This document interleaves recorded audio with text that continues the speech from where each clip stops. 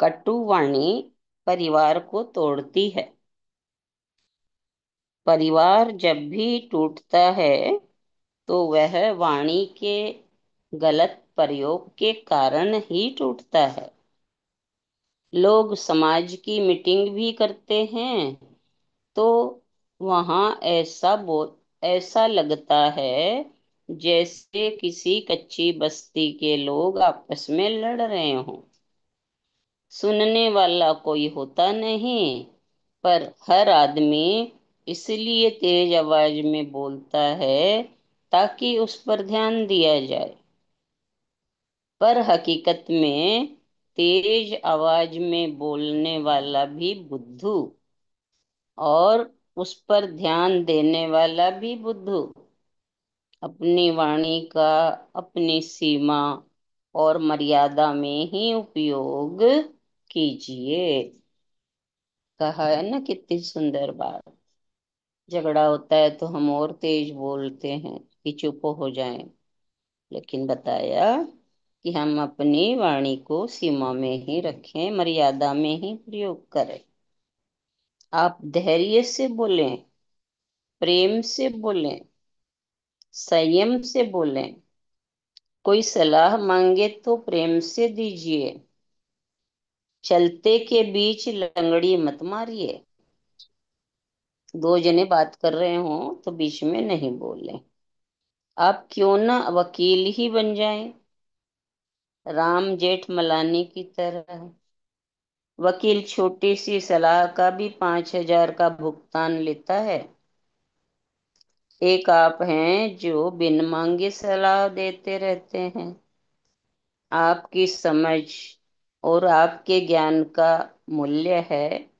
जरूरत हो तो ही बोलें, अन्यथा शांत, मौन, सौम्य। कटु वाणी से बचिए। विनम्र, शांत और मधुर वाणी का उपयोग कीजिए। आप पाएंगे कि आपकी एक मधुर वाणी ही आपकी सफलता और लोकप्रियता में कितनी महत्वपूर्ण भूमिका अदा करती है। गै से गधा भी होता है और गै से गणेश भी होता है।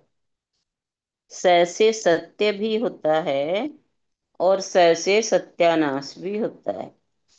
अक्षर तो एक ही है, पर ये आप पर निर्भर करता है कि आप उसका उपयोग कैसे करते हैं। आपको याद होगा महाभारत का वो प्रसंग जब इंद्रप्रस्थ निर्मित हुआ था। दुर्योधन को भी अन्य लोगों की तरह आमंत्रित किया गया। दुर्योधन ने इंद्रप्रस्थ में बने राजमहल के अंदर प्रवेश किया। उसे लगा आगे पानी है, अतः उसने अपनी धोती ऊपर की, पर वहां पानी तो नहीं था। द्रौपदी ये देखकर हंसी। दुर्योधन ने देखा और उसने धोती छोड़ दी और वह पुनः आगे लेकर द्रौपदी पुनः हंसी और कटु वचन कह बैठी, अंधे का बेटा आखिर अंधा ही होगा। द्रौपदी का ये कटु वचन द्रौपदी के चीरहरण से लेकर महाभारत के युद्ध का कारण बन जाता है। हमारा अनुरोध ये है कि व्यक्ति को अगर बोलना आता है तो बोले, अन्यथा मौन रखे।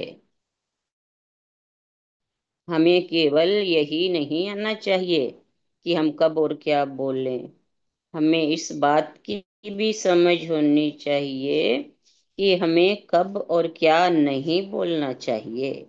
दोनों ही की कला हमें आनी चाहिए।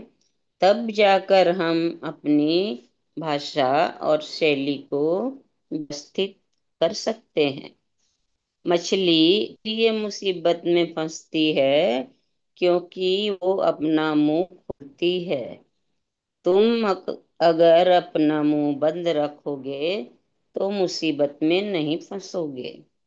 अगर आपको बोलने की कला आती है तो बोलिए, अन्यथा मौन रहिए। आप जब भी बोलें मधुरता से बोलें, शालीनता से बोलें, औरों को मान देकर बोलें।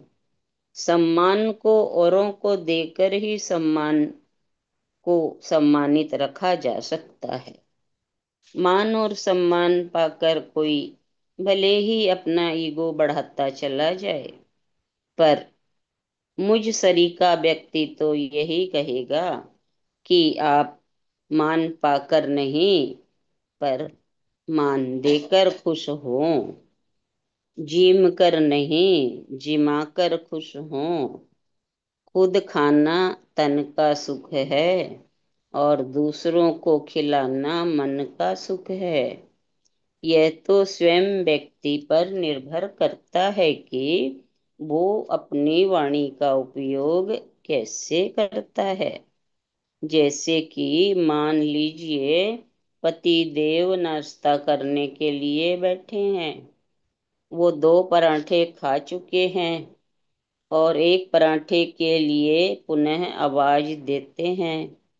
पत्नी कहती है, अरे आज आपको क्या हो गया? दो पराठे खा लिए, फिर भी और मांग रहे हो? दो से ज्यादा खाना था तो पहले बताना था। आप क्या बोले यह आप जाने, पर आपने अपने पति का खाना हराम कर दिया। आखिर सारी मेहनत आपके लिए ही तो कर रहा है वो अपने माँ बाप से, अपने परिवार से आपके लिए ही तो अलग हुआ है। उसने अपने सारे सेक्रीफाइस आप ही के लिए तो किए।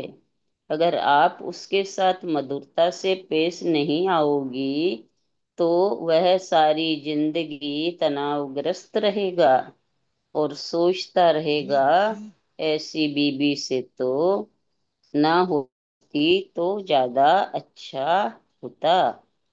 वहीं पति के एक पराठा और मांगने पर आप ऐसा कहें तो कैसा लगेगा? बस 1 मिनट में तैयार होता है। 1 मिनट में। आप हाथ मत धो ना, मैं अभी लाती हूँ। और पति सुनकर कहेगा, जल्दी नहीं है, धीरज से बना लो। खाने वाले को तो जितनी खानी है रोटी खाएगा। महत्व इस बात का है कि आप किस भावना, किस प्रेम के साथ उसे खिला रहे हो। खाने और खिलाने के बीच में रहने वाला वाणी का संतुलन ही व्यक्ति को दुख या सुख देता है। भोजन न तो सुख देता है न दुख। बीच में जो हम अपनी भाषा का प्रयोग कर लेते हैं वही दुख और सुख का कारण बनता है। इतना ही लेते हैं।